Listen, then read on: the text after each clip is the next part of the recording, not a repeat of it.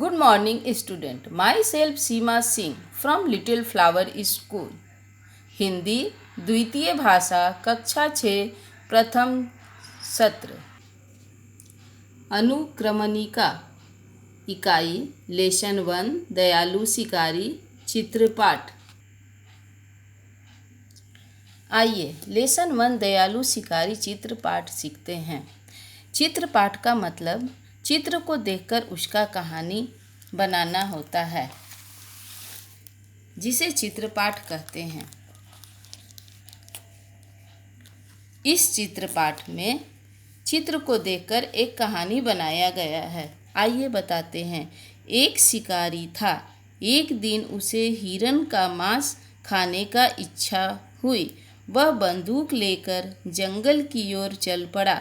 जंगल में शिकारी ने एक मोटी ताजी हिरनी देखी।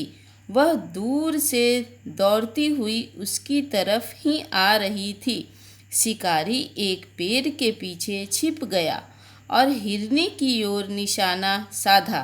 दौड़ती हुई हिरनी निशाने की सीध में आते ही शिकारी ने गोली छोड़ी। गोली की आवाज़ सुनकर जंगल के दूसरे हिरन इधर उधर भागने लगे। शिकारी हिरनी के पास गया। उसने देखा कि हिरनी ने एक छोटे शावक को जन्म दिया है। शिकारी की गोली हिरनी की टांग में लगी थी। हिरनी की आंखों से आंसू बह रहे थे। यह दृश्य देखकर शिकारी का दिल भर आया। उसे बहुत पछतावा हुआ। जंगल से कुछ दूरी पर ही पशुओं के इलाज के लिए एक अस्पताल था। शिकारी हिरनी और उसके बच्चे को वहां ले गया। डॉक्टर ने हिरनी की टांग में लगी गोली निकाल दी और घाव पर मरहम लगा दिया। इलाज से हिरनी को आराम मिला। शिकारी हिरनी को बच्चे के साथ जंगल में छोड़ दिया। इस चित्रपाठ में पशुओं के प्रति मानव का कैसा व्यवहार होना चाहिए और संसार में सभी को जीने का अधिकार है, यह बात बताई गई है। नीचे 2 प्रसिद्ध कहानी के चित्र दिए गए हैं। उनके नाम लिखकर कहानी लिखिए। चलिए पहले चित्र में बातूनी कहानी। कछुआ। बातूनी कछुआ। एक तालाब था। उसमें एक कछुआ रहता था। वह बहुत बातूनी था। वहीं 2 हंस भी रहते थे। वे उसके अच्छे मित्र बन गए थे। एक साल वहाँ बरसात बहुत कम हुई। तालाब का पानी सूखने लगा। हंसों ने कछुए के साथ दूसरे तालाब पर जाने का निश्चय किया। वे एक लकड़ी ले आए और उसका एक एक सिरा अपनी अपनी चोंच में पकड़ लिया। बीच का भाग कछुए ने अपने मुंह में पकड़ लिया। हंसों ने कछुए से कहा, भाई तुम रास्ते में बोलना मत। बोलोगे तो लकड़ी मुंह से छूट जाएगी और तुम नीचे गिर पड़ोगे। दोनों हंस कछुए को लेकर उड़ने लगे। रास्ते में एक गांव आया। गांव के लोग इस प्रकार कछुए को लेकर उड़ते हुए हंसों को देखने के लिए जमा हो गए। लोगों को देखकर कछुए से चुप रहा न गया। उसने बोलने के लिए मुंह खोला। उसी समय लकड़ी उसके मुंह से छूट गई और वह जमीन पर गिर पड़ा और वह मर गया। दूसरा चित्र में बुद्धिमान कौवा। एक कौवा था। एक बार उसे खूब प्यास लगी। उसने इधर उधर पानी की तलाश की, पर उसे कहीं पानी नहीं मिला।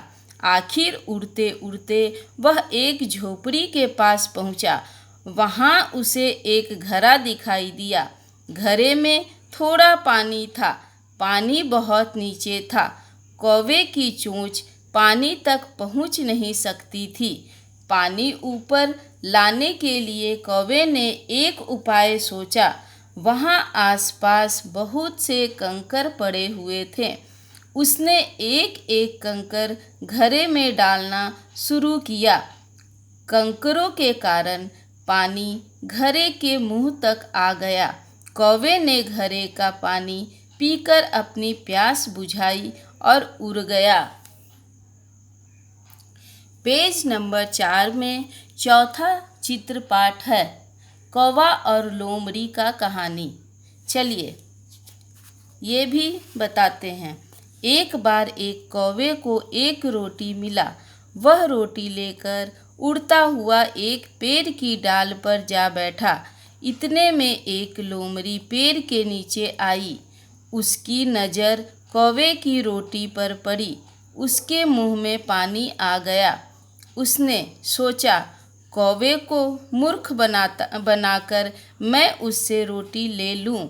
लोमड़ी ने कौवे से कहा, कौवा भैया, कोई गाना सुनाइए न। आपका गाना मुझे बहुत मीठा लगता है। कौवा लोमड़ी की चालाकी समझ गया। उसे लगा कि लोमड़ी रोटी पाने के लिए यह नाटक कर रही है। कौवे ने अपनी चोंच की रोटी अपने पंजे से पकड़ ली और वह जोर जोर से काँव काँव करने लगा। यह देखकर लोमड़ी आश्चर्यचकित रह गई। अरे, यह कौवा तो समझदार लगता है, ऐसा वह मन ही मन बोली और चलती बनी। फिर कौवे ने मज़े से रोटी खा ली। सचमुच अपनी झूठी बड़ाई सुनकर हमें गुमराह नहीं होना चाहिए। बच्चों, लेसन 1 में 4 कहानी है। 4 कहानी सभी को चित्र देखकर कहानी बनाना है। अब आपको इन चारों कहानी के बारे में पता चल ही गया होगा। धन्यवाद।